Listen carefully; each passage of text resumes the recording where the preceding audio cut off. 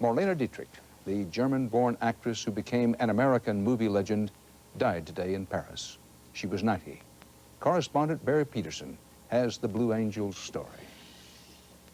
Love's always been my game, play it how I may. It was 1930. The song was Falling in Love Again. Can't help it. The world fell in love with Marlene Dietrich. Sensuous and inviting, long-legged and deep-voiced, she was the first of those sophisticated ladies Hollywood learned to call the sex symbol.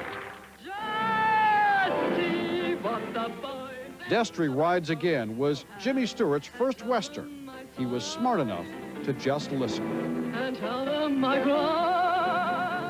Her toughest role came in real life when she spurned her German homeland because of Adolf Hitler and the Nazis. Hello, boys. Becoming an American citizen, she entertained American troops. The war went on, at least in the movies, and the boys found something new to fight about. Technicolor didn't dim the charm or make her any less dangerous to a passing man. Falling in love again. She was a creature of our dreams, said one director. Someone you could always fall in love with again. I can't help it. Barry Peterson, CBS News, London. Marlene Dietrich, a star of such proportions, figuratively and otherwise, that she required no adjectives. Today, she died at 90 in her Paris apartment. NBC's Dennis Murphy. Movies had barely learned to talk when Dietrich showed them how to smolder. Lola, the Blue Angel. In her 60s, she was still a sultry star with an unforgettable, smoky voice. Falling in love again. She was born in Berlin. Her career took off when the Viennese director von Sternberg spotted her dancing in a musical. Depression-era audiences soon fell for her exotic, sexually ambiguous glamour. Hollywood publicists insured her legs for $1 million. Just see what the boys in the back room will have. Frenchie, the Saloon Queen, was her most famous U.S. role. And tell them I cried. War in Europe was starting, and Dietrich became a U.S. citizen. Hitler begged her to come home, but she hated the Nazis and entertained the Allied troops. Marlene Dietrich. Hello, boys. Damn you! Leave her alone. After the war, her film career faded. She was a memorable witness for the prosecution in the Agatha Christie melodrama. Mrs. Hill. Asha, give the witness a chance. It may be her cabaret act, though, that finally set our lasting image of Dietrich. Greta Garbo and Monroe, Dietrich and DiMaggio, Marlene Brando. She still influenced artists like Madonna, but Dietrich had retired in 1978 after this film. She lived her final years in Paris as a recluse. It's you, Lily Marlene. Dennis Murphy, NBC News, London.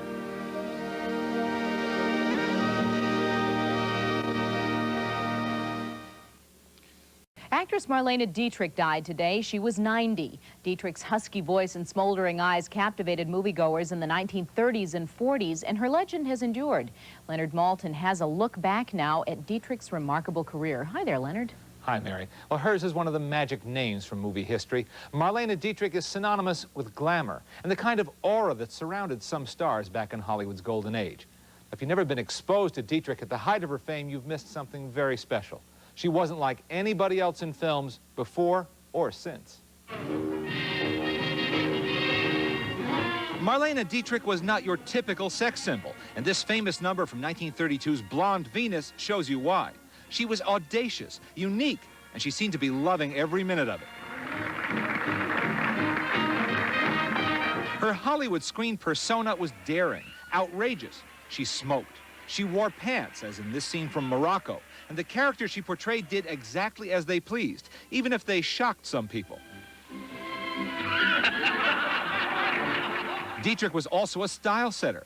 Her pencil-thin eyebrows became a vogue, and her canny use of makeup turned her unconventional looks into one of the most famous faces of the century. It was a different-looking Marlene who was cast in the German film The Blue Angel in 1930 as the temptress Lola Lola, who brings a stuffy professor, played by Emil Jannings, to his knees.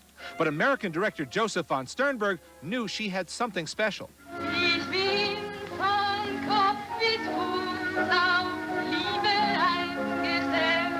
He was so sure of her and the film's universal appeal that he also shot another version of it in English.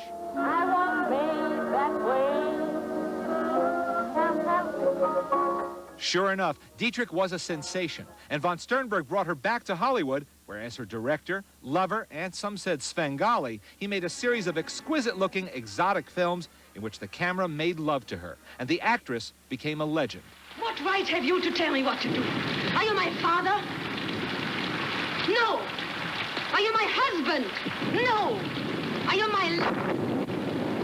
Well, I must say you're content with very little.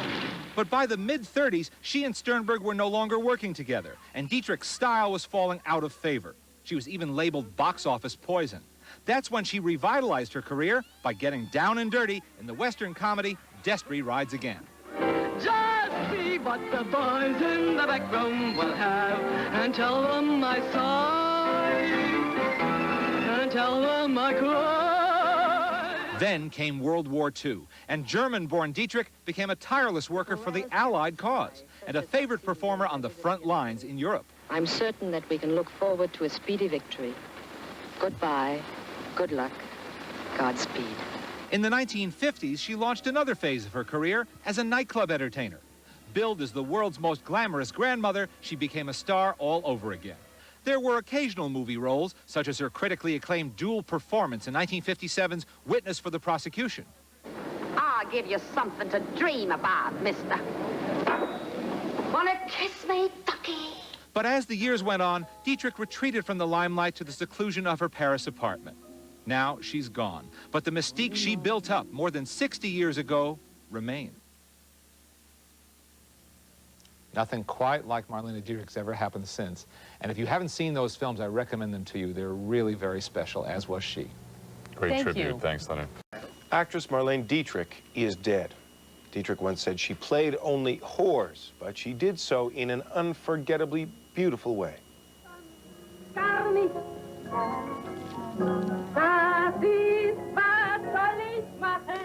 Her first was a German dance hall girl who led a staid professor down the path of destruction in the unforgettable film The Blue Angel.